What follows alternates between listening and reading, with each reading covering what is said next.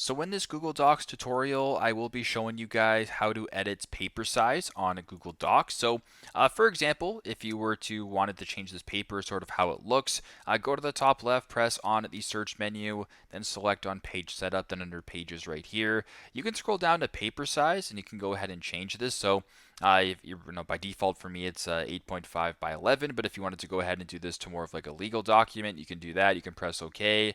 Then all of a sudden your document is now set up that way. You can go ahead and change this to executive, press OK, do what you got to do, and kind of play around with it this way. Another way you can do it as well is to go to format right here.